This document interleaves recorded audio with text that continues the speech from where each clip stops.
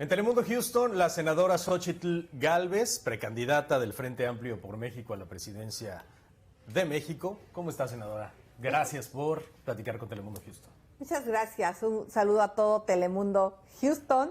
Y me encanta estar en esta ciudad, en una ciudad bella, con muchos mexicanos, por cierto, muchos mexicanos, y me encanta haber platicado con un grupo de empresarios y más tarde tener un encuentro con ciudadanos residentes, migrantes, en fin, va a ser muy interesante. Y esto que dice me gusta subrayarlo, porque entonces va a haber empresarios, pero también se va a reunir con nuestros paisanos, sí, con claro, ellos, y sí, va a claro. platicar con ellos. No, para mí el evento de más tarde es muy importante porque es escuchar. Yo estoy convencida que México es un país de 170 millones de mexicanos y que este es el estado 33 y que está dividido por un río el país. Esa es mi visión de la importancia que tienen para mí los mexicanos que residen acá. Ahorita me regreso ahí, pero quiero hacerle una pregunta muy fuerte para empezar la entrevista. ¿Qué pasó con el Cruz Azul? Último lugar de la tabla. Hijo, Número 18. No, bueno. Ya cambiaron al Tuca Ferretti. Yo pensé que el Tuca podría... Yo creo que tiene que ver un poco con el desastre que hay dentro de Cruz Azul. O sea, es imposible no pensar que todo lo que pasa en la directiva no se transmite hacia los jugadores. O sea, siento que no hay una cabeza que conduzca al equipo. Pero bueno, voy a seguir yéndole al Cruz Azul. Esas son cosas de las que no se pueden cambiar. Yo puedo cambiar de marido y tengo más de 30 años con él, pero de equipo de fútbol nunca. De equipo no se cambia. No se cambia.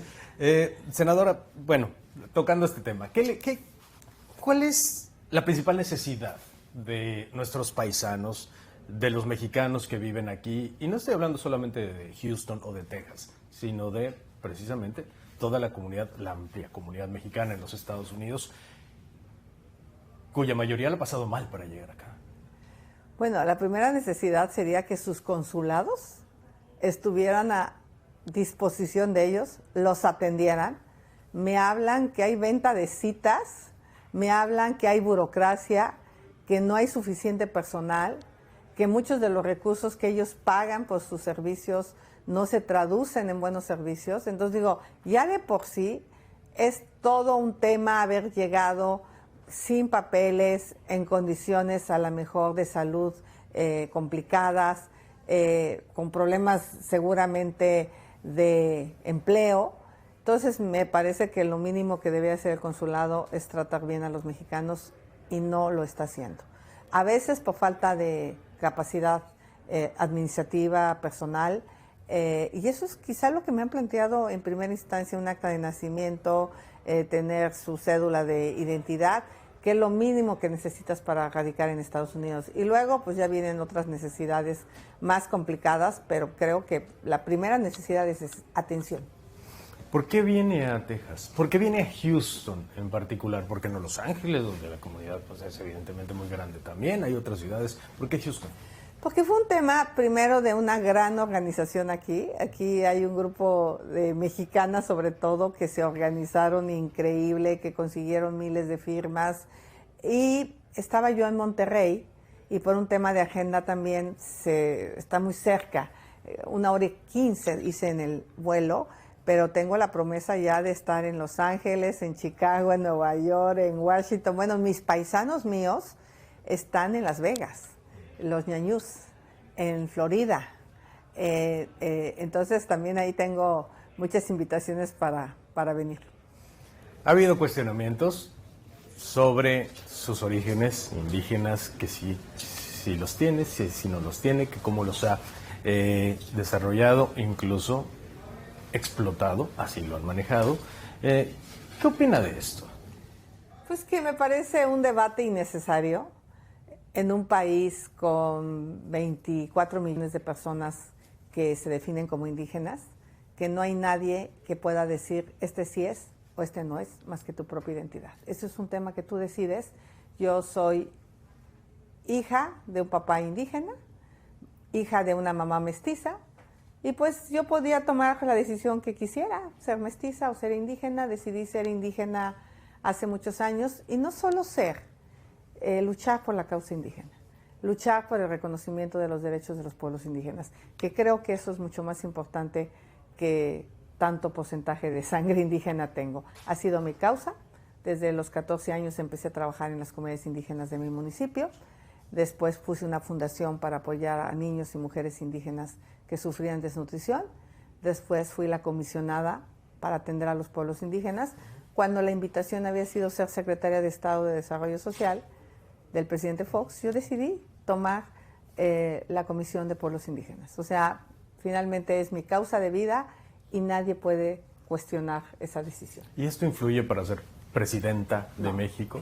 No, tú puedes ser descendiente de la comunidad afromexicana, puedes ser descendiente, pues no sé, de libaneses, puedes ser descendiente de la comunidad. Porque pareciera, después de los comentarios del presidente López Obrador en sus conferencias, en otros foros, pareciera que, digamos, es un cuestionamiento por parte del que si es, que si no es decir, es un tema que ha puesto a debate. Pues el presidente debería de leer la Constitución. El tema de quién es o no es pueblo de un pueblo indígena es la autoadscripción, punto. No hay más debate que ese. El tema de que sea una mujer la que llegue al poder, ¿influye? Pues al presidente le molesta enormemente porque él quería que llegara una mujer al poder, la mujer que él quería, la mujer que él siente que puede tener influencia, porque de hecho la posible candidata de ellos es una mujer que garantiza continuidad al proyecto de él. Y lo ha dicho. Hablando de Claudia Sheinbaum, ex jefa de gobierno. Sí, ella lo que ha ofrecido es continuidad al proyecto del presidente y lo que yo digo es que no, que la política de seguridad es un fracaso, que esta estrategia de abrazos y no balazos, pues más que una estrategia fue una ocurrencia. Haber desmantelado el sistema de salud se refleja ahora en las estadísticas de Coneval, 50 millones sin acceso a salud, 30 millones más que tenían cuando llegó, ahora no tienen salud. Es un desastre el nivel de personas fallecidas en exceso por COVID. Somos el país que más médicos y enfermeras fallecieron en el mundo por COVID. Es un desastre en todo momento el tema del campo ahorita. El abandono al campo es una realidad. Entonces, la educación, estamos en el debate de unos libros de texto que no tienen contento a nadie. Decir que no es importante el teorema de Pitágoras cuando el mundo depende mucho de las matemáticas, muchas de las nuevas tecnologías tienen un sustento de las matemáticas. O sea, no es porque vayas a usar una derivada, sino que te estructuran la mente para poder resolver. No sé si ingeniera. Sí, te enseñan a pensar y te enseñan a resolver problemas. Entonces, el debate de la educación es tema que te pueda tocar. Desafortunadamente, los resultados no son favorables. Dos Bocas, que podría ser el proyecto más importante, tiene un sobrecosto de 10,000 millones de dólares adicionales a lo que nos dijeron que iba a costar. El Tren Maya, casi 12,000 millones de pesos adicionales al costo original.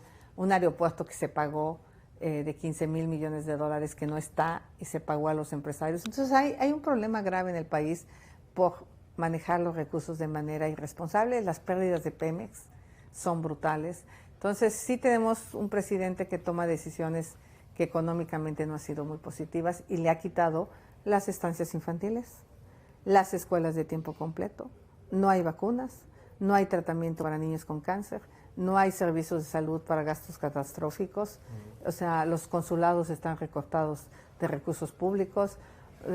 El campo le quitaron, ahorita me plantearon el tema del campo, muchos de los productos que ellos importan vienen de México y le han quitado los subsidios a los agricultores en México. Pero hay mucha gente aquí en los Estados Unidos que apoya al presidente López Obrador.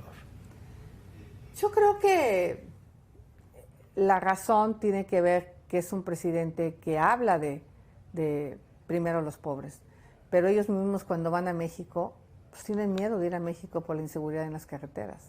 Muchos de ellos se han venido por la violencia en nuestro país. El país está en manos del crimen organizado. Lo que pasó en Lagos de Moreno debe ser algo que ponga a reflexionar a los mexicanos que viven acá, porque finalmente tú vives en un país con cierta seguridad. Quizá tengas otros problemas, tengas problemas de hacinamiento por vivir con varias familias para pagar menos renta. Quizá las jornadas de trabajo aquí son muy largas, la soledad de no estar con la familia. Pero vivir en un país seguro finalmente es una bendición. Los mexicanos vivimos con la zozobra todos los días si nuestros hijos van a regresar a casa.